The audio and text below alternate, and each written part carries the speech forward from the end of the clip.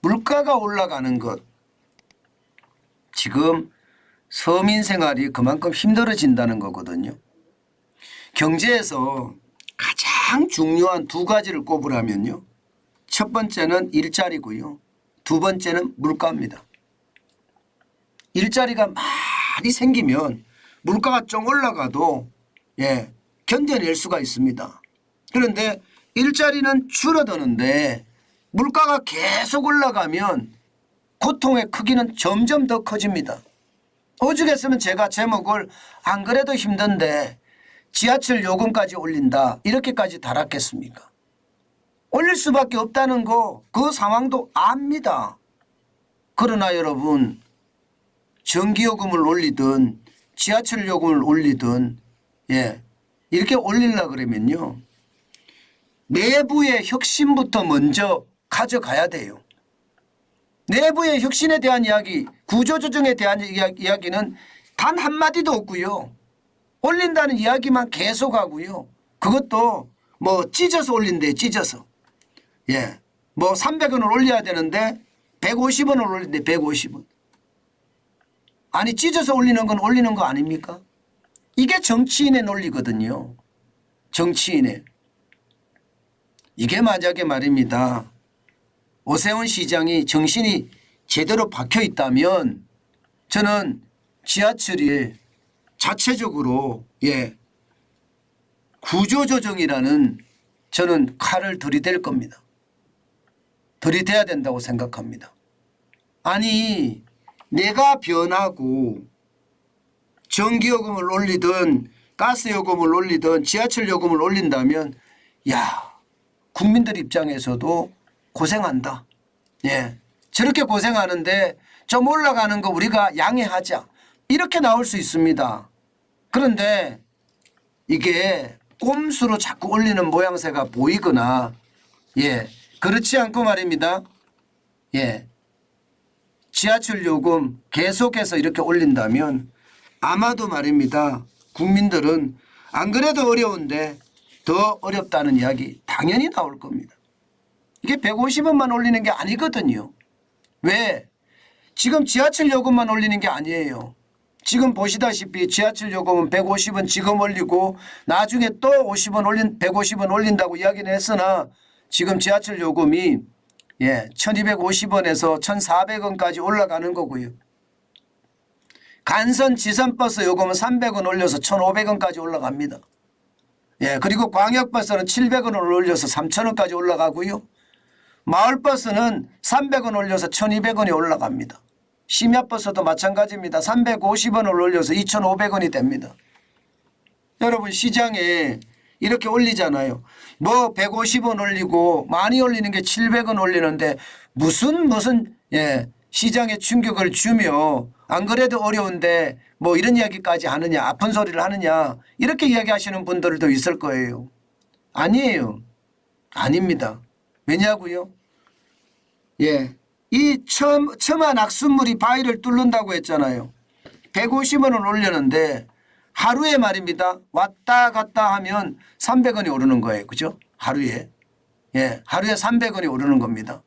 그런데 가족이 만약에 5인 가족이라고 쳐요. 5인 가족. 그러면 300원 곱하기 5인이죠. 그럼 1,500원이 되는 거잖아요. 그죠? 1,500원이 30일이 된다고 생각을 해보세요. 30일이 된다고. 30일이 된다고 생각을 하면 이게 오르는 게 장난이 아닙니다. 장난이 아니에요. 이게 4,500원이 오르는 거잖아요. 4,500원. 한 달에 4,500원씩 계속 더 들어가죠. 거기다가 간선이나 지선버스까지 타면 더 심각해지죠. 안 그래도 지금 가스료, 전기료 계속 오르기 때문에 충격이 굉장히 심한데 이게 똑같이 오른다고 이야기하니까 안타까운 거예요. 지하철 요금을 150원 올리고 하반기 이후에 또 2024년 하반기 이후에 150원 추가 인상한다고 하는 게 이게 명분이 될 수는 없다고 저는 생각을 합니다. 구조조정이 저는 명분이라고 생각해요. 구조조정. 지금 전기요금도 말입니다. 3,200원 올렸다고 하지만 누진세를 합치면 70%까지 올라간다는 거 제가 말씀을 드렸죠. 가스요금도 마찬가지입니다. 메가줄당 1.04원이 올라서 한 달에 4,431원이 오른다고 하지만 이게 누적이 되면 누적이 되는 만큼 충격이 될 수밖에 없다는 것이 현실이라는 겁니다.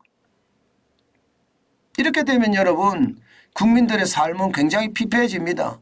공공요금이 올라가면 다 올라가거든요. 안 올라가는 게 없습니다. 전기가스 요금이 올라가면 다 올라가죠. 버스 지하철 요금이 오르면 다 올라갑니다. 그만큼 말입니다. 물가는 지금 상승 곡선이에요. 안 그래도 지하철 요금 외식 물가를 보면 여러분 4월에 7.6%까지 올라갔어요. 먹고 살기 힘들다는 거예요. 먹고 살기 힘들다.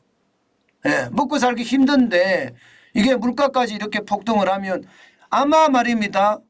지금 공공요금을 이렇게 올리면요. 물가가 안 떨어질 겁니다. 계속해서 올라갈 겁니다. 그것은 말입니다. 여러분이나 저에게도 작은 빗방울이지만 가랑비라고 이야기할 수도 있겠지만 결국 가랑비에도 옷이 젖잖아요. 전 그래서 문제가 된다고 생각을 합니다. 더 심각한 것은 벌이가 시원치 않다는 겁니다. 가구당 월 평균 실질소득 증가율을 보면 2022년 기준 작년 기준입니다. 마이너스 2.8%입니다. 게다가 2023년 1분기에도 마이너스 1.1%라고 하잖아요. 벌이는 줄어들고 물가는 계속 올라가고 그러면 서민의 삶, 국민의 삶은 더 고달퍼진다는 게 제가 이야기하고 싶은 핵심입니다. 그러면 대안이 없느냐? 대안이 있다니까요. 대안이라는 게 기본적으로 구조조정을 해야 돼요. 구조조정에 대한 이야기가 전혀 없이 일어난다는 거, 이것은 국민을 우습게 보는 거고요. 시민을 우습게 보는 거다. 저는 그렇게 생각합니다.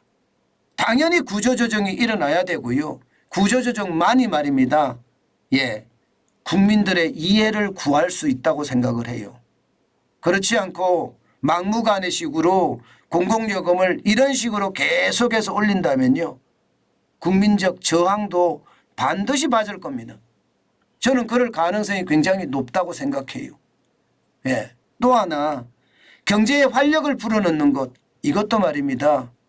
더 빠르게 추진을 해야 합니다. 전기요금, 가스요금, 지하철요금, 버스요금 다 올라가면요. 소득이라도 늘어나야 되거든요. 그러면 경제가 활력이 생기면 소득이 늘어나잖아. 일자리가 생길 거 아니에요. 그러니 정부는요. 구조조정을 아주 확실하게 하고요.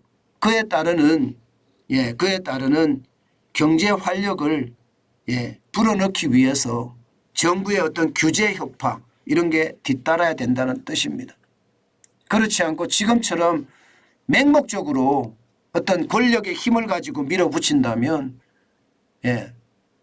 아마도 국민들은 굉장히 큰 저항을 할 것입니다.